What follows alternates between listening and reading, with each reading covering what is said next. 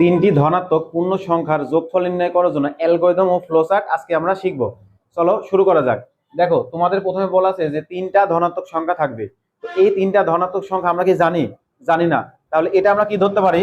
ধরো তুমি এটা ধরলে হচ্ছে এ, বি এবং সি ধরলে, অথবা তুমি অন্য যে কোনো কিছু ধরতে পারো।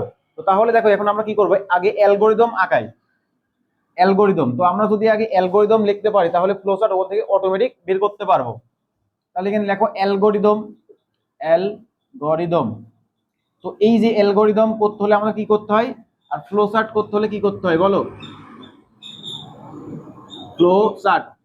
তো এই যে অ্যালগরিদম যখন আমরা করব, তখন আমাদেরকে এইগুলো স্টেপ বাই স্টেপ বলে দিতে হয়, কারণ কম্পিউটার কিছু বুঝে না। তো আমি ধরো তোমাকে বললাম যে তুমি অমুক কাজটা করো, তাহলে তুমি কি করবে? ধরো অমুক কাজ বলতে গেলে আমি তোমাকে বললাম যে স্কুল মাঠ থেকে একটা ফুটবল আনো, তখন তুমি কি করবে? তুমি রাস্তা খুঁজবে, নিজে থেকেই যাবে, যাওয়ার পর কোথায় বল আছে সেটা দেখবে, নিয়ে চলে আসবে। কিন্তু এই যে আমাদের যে অ্যালগরিদম গুলো আছে, এইগুলা আসলে এই জিনিসগুলা জানে না, যার কারণে তাদেরকে আমার বলে দিতে হয় যে তুমি দাঁড়াও, তারপরে তুমি বামে যাও, তারপরে স্কুল মাঠে গিয়ে ওখানে ফুটবলটা ধরো, তারপর ব্যাক করো, আবার নিচে চলে এসো। মানে প্রত্যেকটা ধাপে ধাপে বলে দিতে হয়। তাহলে আমার কি করতে হবে? এই যে অ্যালগরিদম আছে এখানে আমাদের বলে দিতে হবে। তো আমরা কি করবো? এগুলো স্টেপ বাই স্টেপ করব। তাহলে প্রথমটা কি হয়? Step one. Step one. তো স্টেপ ওয়ানে সবসময় আমাদের কি করতে হবে? তাকে বলতে হবে যে তুমি এখন চলা শুরু করো। তাহলে কি হবে? এখানে চলা শুরু করতে হবে, তার মানে কি স্টার্ট। প্রথমে কি হবে? প্রথম স্টেপটা হবে স্টার্ট। তারপরে কি করতে হবে? এই যে মানগুলা কি কি আছে সেগুলো আমাকে দিতে হবে। তো যেহেতু এখানে বলছে যে তিনটা ধনাত্মক পূর্ণ সংখ্যা, তো এই ধনাত্মক পূর্ণ সংখ্যার জন্য আমরা কি করব? স্টেপ টু নিব। তো লেখো যে স্টেপ টু।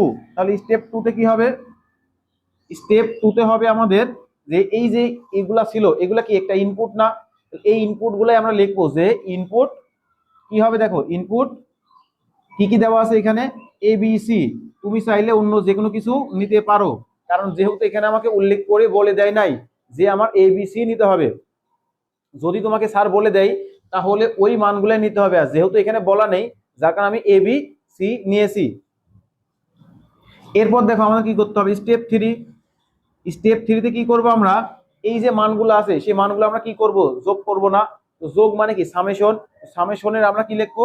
এস লিখবো, বা এস ইউ এম লিখবে, যে কোনো একটা লিখবে তোমরা। এই যে সামেশন, তো সামেশন মানে কি? এই মান তিনটা কি করব? আমরা যোগ করব না? তো তাহলে লেখো কি, যে সামেশন ইকুয়াল এ প্লাস বি প্লাস সি। বোঝা গেছে? এরপরের ধাপটা আমাদের কি? এই সামেশনটাতে একটা উত্তর বের হবে, তাই না? তো এই যে কি হচ্ছে দেখো, স্টেপ ফোরে আমাদের কি হবে? এটার আউটপুট পাবো। তো আউটপুটটা কি পাবো? এই তিনটা তুমি যোগ করেছে, যোগফলটা পাইছিলে, সেটাই তো আউটপুটে আসবে, তাই না? তাহলে এখানে কি হবে? যে এই মানগুলো যে যোগ করলাম, এই যোগফলটা পাবো। যোগফল যেহেতু পাবো, তাহলে এটা কি হবে? আমাদের একটা আউটপুট না? তাহলে এটা আমরা লিখবো কি, যে আমাদের এটা প্রিন্ট হচ্ছে। তার মানে তুমি একটা প্রিন্ট দিবে। দেখো তুমি যখন কম্পিউটার দোকানে যাও তখন কি একটা ফটোকপি প্রিন্ট করো না? প্রিন্ট করা মানে কি? তুমি যে জিনিসটা দিয়েছিলে ওই জিনিসটা তোমার হাতে চলে আসা আউটপুট হিসাবে। তাহলে এখানে কি লিখবো আমরা? আউটপুট যেটা পাইছি সেটাকে লিখবো প্রিন্ট। প্রিন্ট লিখবো। তো প্রিন্ট কি পাইলাম? প্রিন্ট এই যে তিনটা যোগফলই তো প্রিন্ট পাবো। তাহলে এই যোগফলটা কি ছিল? সাম। এটা কি হবে? সাম। এরপর লাস্টে তোমাকে বলে দিতে হবে। দেখো তোমাকে বলছিলাম না যে এগুলো প্রত্যেকটা ধাপ বলে দিতে হয়, কারণ তারা জানে না কখন শুরু করতে হবে কখন শেষ করতে হবে। যার কারণে স্টেপ ফাইভে আমাদের কি করতে হবে? ইন। তাকে বলে দিতে হবে যে ভাই এবার আপনি থামেন, হয়েছে অনেক কাজ করা, আপনার কাজ এখন শেষ। তো এই ছিল আমাদের অ্যালগরিদম। তার মানে অ্যালগরিদম মানে আমরা বুঝবো যে প্রত্যেকটা ধাপে ধাপে তাকে বলে দিতে হবে। প্রথম ধাপটা তাকে বলতে হবে যে ভাই আপনি শুরু করেন, মানে স্টার্ট। দ্বিতীয় ধাপে আমাদের কি কি ইনপুট ছিল, ইনপুট হিসেবে যে তিনটা সংখ্যা ছিল সেই তিনটা সংখ্যা আমাদের বলে দিতে হবে। এখানে যেহেতু কোনো সংখ্যা নেই, যার কারণে আমি এবিসি ধরেছি। একইভাবে দেখো, তারপরের ধাপে আমাদের কি বলতে হবে? আমরা যে প্রক্রিয়াটা করতেছি সেটা, অর্থাৎ প্রসেসিং, সেটা কি? সাম ইকুয়াল এ প্লাস বি প্লাস সি। এবং তারপর স্টেপ ফোরে কি হবে? এই যে সামেশনটা করলাম এই উত্তরটা পাবো। তাহলে এই উত্তরটা আমাদের কি? এটা হবে আমাদের প্রিন্ট। তারপর লাস্টে বলে দিতে হবে যে আপনার কাজ শেষ। এটা হলো আমাদের অ্যালগরিদম। এখন এই জিনিসটারে কি আঁকাবো? ফ্লোচার্ট আঁকাবো। তোমাদের আগেই বলছি আমি যে তোমরা এই যে অ্যালগরিদম যা করবে ফ্লোচার্ট ঠিক তাই হবে। জাস্ট খালি এখানে কি বিভিন্ন সাংকেতিক চিহ্নের মাধ্যমে হবে। তো দেখো এখানে কি আছে? স্টার্ট। স্টার্ট লেখো। তারপর কি আছে? ইনপুট ছিল না? ইনপুট লেখো। ইনপুট এ বি সি, তারপরে আমাদের কি আছে, তারপরে আছে আমাদের সাম। তাহলে কি হবে, সাম এ ইকুয়াল ইকুয়াল এ প্লাস বি প্লাস সি। তারপরে কি হবে, প্রিন্ট, লেখো প্রিন্ট, প্রিন্ট কি হবে, সাম। এরপর কি আছে, এন্ড, মানে কি শেষ। এই যে আমাদের অ্যালগরিদমে যা হবে ফ্লো চার্টে ঠিক তাই তাই হবে, শুধুমাত্র এখানে আমরা স্টেপ দিছিলাম, আর এখানে স্টেপ না দিয়ে আমরা এখানে বিভিন্ন সাংকেতিক চিহ্ন দিব। সাংকেতিক চিহ্ন কি, এই যে আমাদের মনে রাখবে সবসময় শুরুরটা এবং শেষেরটা, অর্থাৎ যে কোনো প্রক্রিয়া শুরু এবং শেষ এটা আমাদের দিতে হয় যে একটু এই যে এই চিহ্ন, এটা বলতে পারবে কি এটা বৃত্ত না, এটা অনেকেই আবার মনে করে বৃত্ত, বৃত্ত না, বৃত্ত কোনটা, বৃত্ত হচ্ছে তোমার এইটাকে বলে কি বৃত্ত। এটাকে একটা ডিম বাকার, ডিম বুঝো না, তুমি মনে রাখবে এটা কি ডিম, ডিম তো বুঝো, আন্ডা, আন্ডা, তুমি তো আন্ডা খেয়েছো, তো দেখো এটা আন্ডার মতো না, এটা কিন্তু ফুটবলের মতো, আর এটা কি আন্ডার মতো। তাহলে যেটা শুরু আর যেটা শেষ সেটা আমাদের কি দিতে হবে, আন্ডা দিতে হবে। তাহলে তোমরা কি দিবে, স্যারকে আন্ডা দিবে, দুঃখিত স্যারকে না, তোমার বন্ধুকে কি দিবে, আন্ডা দিবে। তাহলে এখানে কি হবে, শুরুটা শেষেরটা কি দিবে, আন্ডা দিবে। এরপরে আমাদের যে ইনপুট আর আউটপুটটা আছে সেই দুটো আমরা কি দিব, সামান্তরিক। তাহলে সেই দুটা কি হবে, সামান্তরিক। সামান্তরিক তো চিনি যে বিপরীত বাহুগুলো সমান কিন্তু কোনগুলো সমকোণ নয়, এটাকে বলা হচ্ছে আমাদের সামান্তরিক।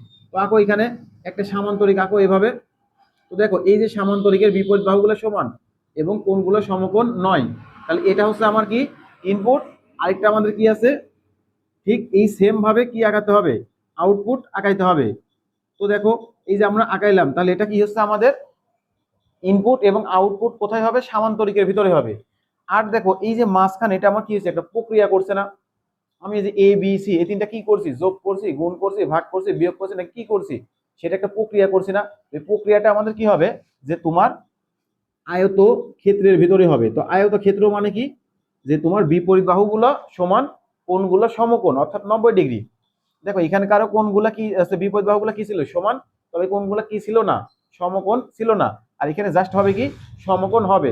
আর তোমার কি করতে হবে এখানে, যে তুমি এইগুলো যে প্রক্রিয়া একটা তীর চিহ্নের মাধ্যমে দেখাই দিবে যে তুমি প্রথমকার এই ধাপের পর এখানে আসছো, তারপর কি এই ধাপের পর তুমি এখানে আসছো, তারপরে পয়েন্টটাতে, তারপরে এই পয়েন্টটাতে। এটাই ছিল আমাদের মূলত ফ্লো চার্ট। তো এই অ্যালগরিদম ফ্লো চার্ট একদম সহজ বিষয়, তোমরা এই পেজটাকে ফলো করবে, দেখবে এরকম আরো অসংখ্য ভিডিও পাবে, যেগুলো দেখলে তোমাদের আইসিটির আর তেমন কোনো ভয় থাকবে না এবং খুব ভালো মতো একটা মার্কস তুলতে পারবে।